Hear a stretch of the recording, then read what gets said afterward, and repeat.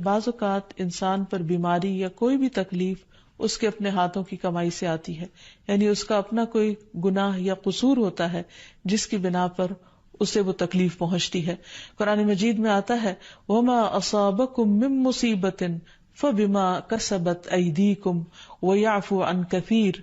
اور تمہیں جو بھی مصیبت پہنچی تو وہ اس وجہ سے ہے جو تمہارے ہاتھوں نے کمایا، اور وہ بہت سی چیزوں سے درگزر کر جاتا ہے. اسی طرح بعض اوقات انسان کی بیماریاں اس کے کسی گناہ کا نتیجہ ہوتی ہیں. عمر رضی اللہ عنہ نے جب عباس رضی اللہ عنہ سے بارش کی دعا کرنے کے لیے کہا تو انہوں نے کہا اے اللہ، بے شک مصیبتیں گناہوں کی وجہ سے ہی نازل ہوتی ہیں اور انہیں صرف توبہ ہٹا سکتی ہے.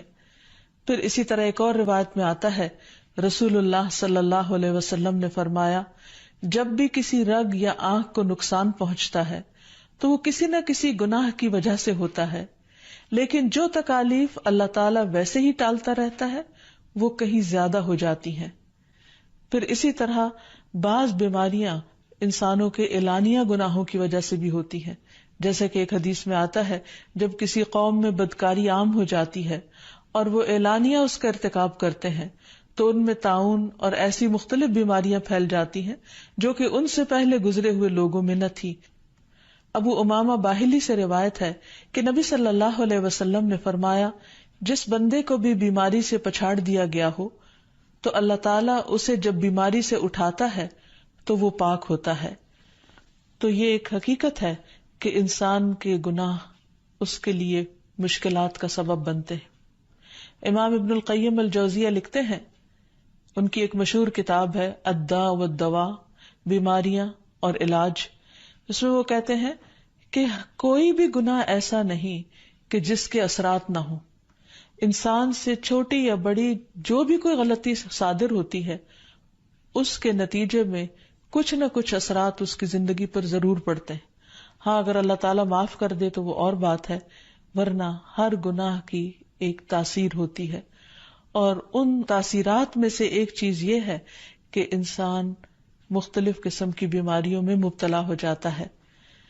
اسی لیے ہم دیکھتے ہیں کہ جب انسان بیماری میں مبتلا ہوتا ہے تو اللہ تعالیٰ اس بیماری کو اس کے گناہوں کا کفارہ بنا دیتے ہیں.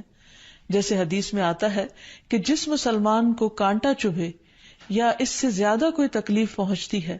تو اللہ تعالیٰ اس کے ذریعے اس کے گناہوں کو اس طرح دور کر دیتا ہے جس طرح درخت سے اس کے پتے جھڑتے ہیں. تو اس سے ہمیں یہ پتہ چلتا ہے کہ بیماریوں کے آنے کے مختلف اسباب ہوتے ہیں. بیماری بہرحال جس بھی وجہ سے آئے، لیکن اصل چیز دیکھنے کی یہ ہے کہ مومن کا رویہ کیا ہے. مومن کو اگر کوئی کانٹا بھی چبھتا ہے تو وہ اس پر صبر کرتا ہے. اس لیے بیماری یا تکلیف کے آنے پر انسان کو اللہ سے راضی رہنا چاہیے، شکوہ نہیں کرنا چاہیے، کیونکہ جو اللہ سے راضی ہو جاتا ہے کسی آزمائش پر، اللہ تعالیٰ بھی اس سے راضی ہو جاتا ہے. پھر اسی طرح اللہ تعالیٰ کا شکر ادا کرنا چاہیے، کیونکہ بیماری اس سے زیادہ شدید بھی ہو سکتی تھی. لہذا انسان کو اللہ تعالیٰ جس حال میں رکھے انسان اس پر شکر گزار رہے. پھر یہ کہ انسان کسی بھی بیماری میں کسی بھی قسم کی ہو اور زندگی کے کسی بھی حصے میں ہو اس میں مایوس نہ ہو، پر امید رہے کہ بیماری دور ہو جائے گی. پھر اسی طرح اگر بیماری طول پکڑ جائے تو انسان کو گھبرانا نہیں چاہیے، کیونکہ ہر گزرنے والا لمحہ انسان کے درجات میں اضافے کا سبب بنتا ہے اور اس کے گناہ مسلسل جھڑتے چلے جاتے ہیں حتیٰ کہ انسان بالکل پاک صاف ہو جاتا ہے. پھر اسی طرح انسان کو بیماری کی حالت میں دوسروں سے شکوے شکایات نہیں کرنی چاہیے، کیونکہ بیماری اللہ کے اذن سے آتی ہے، اور جب انسان ہر ایک کے آگے رونے لگتا ہے تو گویا وہ اللہ تعالیٰ کا شکوہ کر رہا ہوتا ہے، جو چیز اللہ تعالیٰ کو پسند نہیں. پھر اسی طرح منہ سے برے الفاظ نہیں نکالنے چاہیے، بیماریوں کو کوسنا نہیں چاہیے، اور پھر ایسے الفاظ نہیں ادا کرنے چاہیے کہ مجھے لگتا ہے کہ اس بیماری میں میری زندگی چلی جائے گی، یا یہ کہ کسی مریض کی عیادت کے لیے جا کر اس کو اس قسم کی بات نہیں کرنی چاہیے، خواہ کتنی ہی خطرناک بیماری کیوں نہ ہو. ہمیشہ اسے امید دلانے چاہیے، کیونکہ مایوسی کے الفاظ اور برے بھلے اور منفی قسم کی باتیں اللہ تعالیٰ کو پسند نہیں، اور انسان ویسے بھی جیسے سوچتا ہے